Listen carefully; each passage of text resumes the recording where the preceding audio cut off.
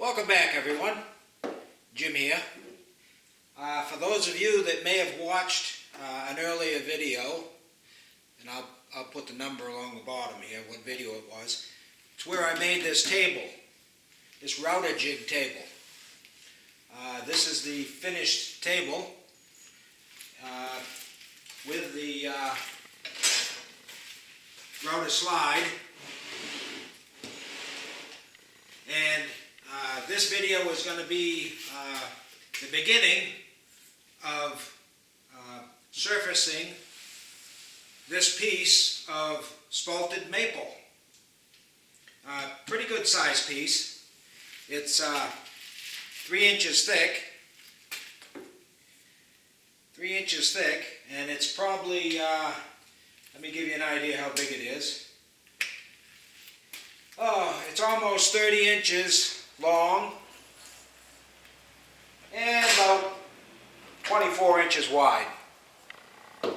This video will be surfacing this and getting it ready for finish. Fortunately, the way this slab came off the wood-mizer, it's pretty flat, and during the drying process, it still stayed relatively flat. This piece of maple was cut in 2017 and cut on the wood-mizer into a slab early this spring. So the stump that this came from and this slab has had really a couple of years to dry. So let's see what we end up with. Obviously, before I start, we'll need a router bit. And I believe they call it a planing bit. Or it can be called a lot of different things, I think. I picked this one up on the internet. And if you can see it. And we'll see how this works. It was a cheapo. I think it cost me $11. Hopefully I get at least $11 worth out of it. But I could have got maybe a Bosch bit, or there's Frood. There's several different kinds of companies that make these bits. But then you're talking upwards of $75, $100. I want to see how far I can get with one of these first before I invest that kind of money. So obviously the first thing I've got to do is get it into my router. And I have a Bosch router. It's got a fixed base. The fixed base fits perfectly right in the slide. So this is what I'll be using. Now the bit obviously needs to go in here. I'm surprised the bit doesn't have like a depth mark on it saying it's got to be inserted this much, but I looked up in my manual and it says it needs at least 5/8 of an inch into the chuck. I'm going to go an inch. I always like to play on the safe side. But I'm going to insert it an inch, and then when I put the router into the sled, I'll see if I can reach this slab. I might have to raise the slab slightly, I'm not sure, because in the sled and the router itself, this base plate is about a 1/2 inch thick, and the bottom of the router sled is 3/4 of an inch. So there's 1 1/4 inch height that I've lost already. So I'll need to see how far down the bit can reach in order to make up the difference and be able to cut into this slab. So I'm going to insert the bit, then I'll use the wrenches and get them tight. It's a pretty nice router. I used it to make quite a bit of cabinetry. I've got a Craig table that this bolts onto, and router's performed flawlessly so far. So there's the bit type. I'm going to reposition the camera for a different angle, and we'll see how close it is to hitting this slab.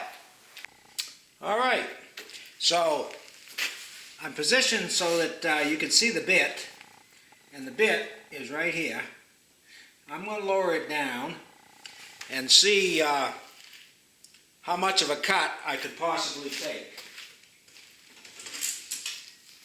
The plan is probably to have to take about a ½ an inch, or maybe even a ¼ inch. I'll see if that's possible. I might end up having to raise the slab up a little bit, but we'll see how it goes. Let me lower her down, and let's see what I'm going to go down as far as I can and see what that will give me.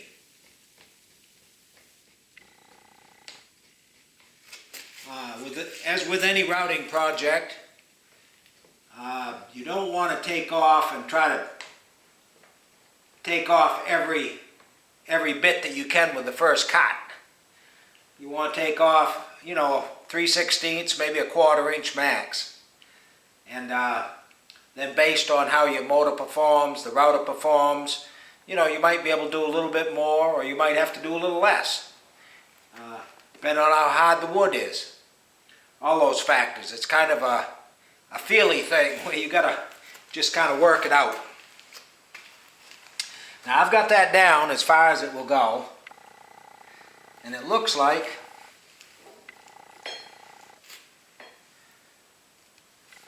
that would only take about 1/8 of an inch off. So my feeling is I ought to raise this up, raise the slab up. I could probably find a couple of 3/4 inch boards and get away with those. So I'll be back as soon as I get this adjusted. Alright, so I've put a couple of 3/4 inch pieces underneath here, and it's certainly got it close now. Matter of fact, if I push down on this, she does hit. I do believe, though, because I'm going to take more than one cut, the first cut will increase the space, increase the gap, and then the next cut should be able to plane it off. But it does seem to be, I would say I've got it pretty damn close. The paper slides through, but it's close.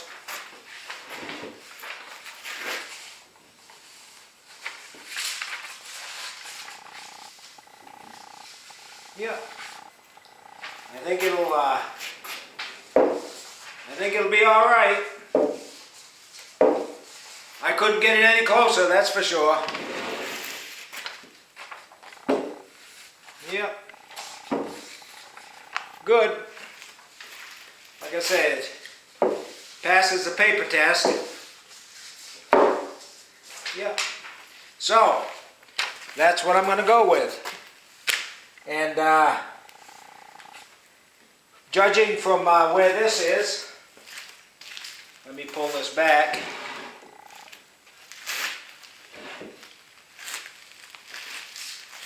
The router bit has a pretty good reach. So I say, judging from this, I should be able to get, well, that's probably about 3/4 of an inch, that bit, into the wood. I won't need to take that much. The piece is not off by that much.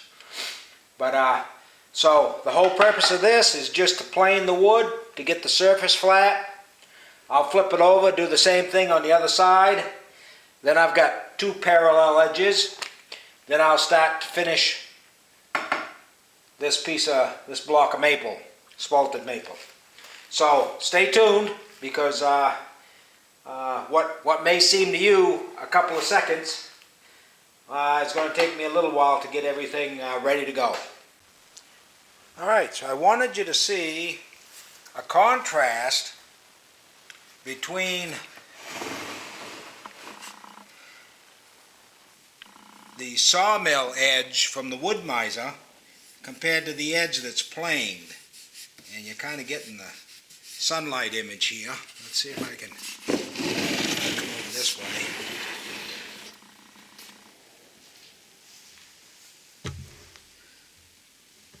Yeah, I'm afraid the sunlight's doing a number on me. But you can kind of see the difference from the edge that's planed compared to the edge that is just right off the wood-mizer. So I'm going to continue on with this and try to get some video so you can see the router going and doing it, and we'll be back.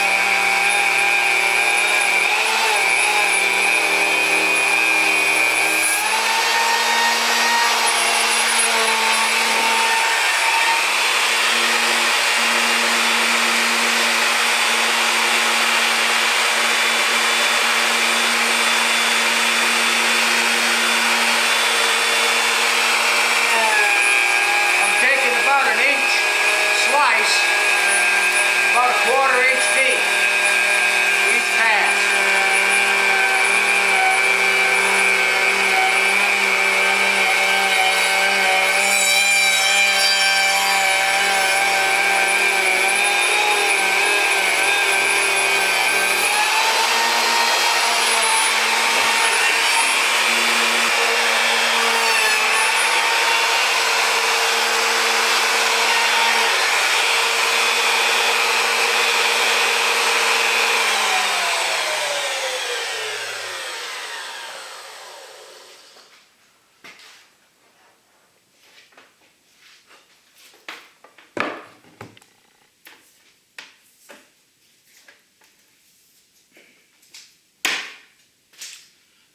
Alright, so that's the 2-inch bit.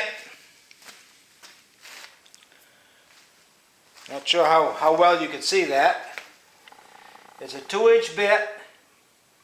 It's got 4 fingers, and I've been moving it 1 inch each time. So, geez, it seemed like it worked pretty good. That won't, I know you can't see it on the camera, but that's pretty smooth right there. The jig worked perfect.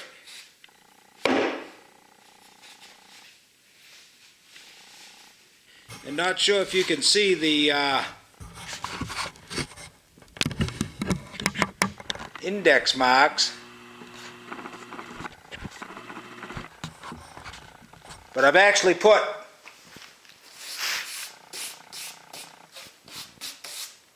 one-inch index marks all the way down through, so I know how much I'm moving at each time.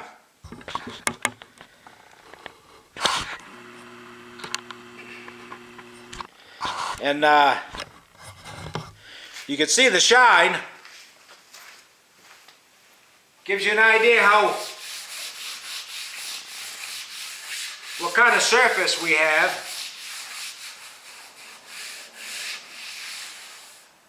I think it come out pretty decent. And the final test after planing off a surface is did it come out flat? During the drying process they tend to cup and move, so by planing it you're trying to flatten the surface. And I would say, judging from this straight edge, that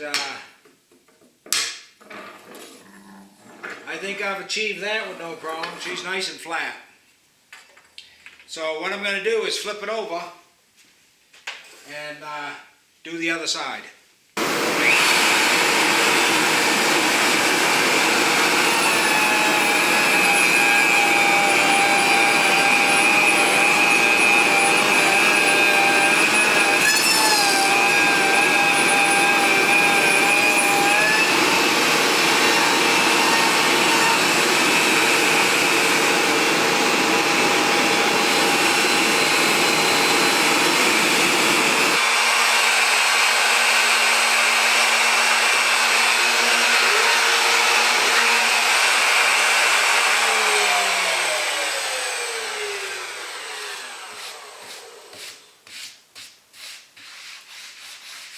There!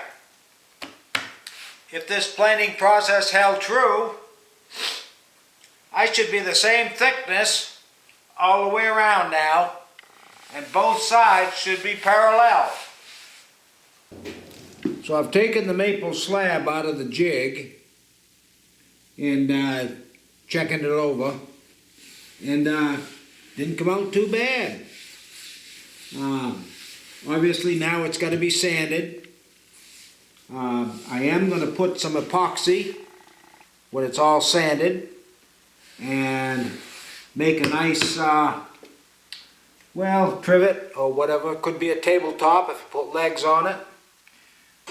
I do plan on flooding this area with epoxy, filling it.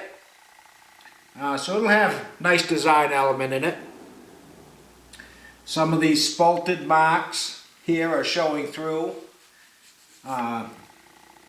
When it's sanded and I've got it coated, I think these spalted marks may come out, be a little more obvious.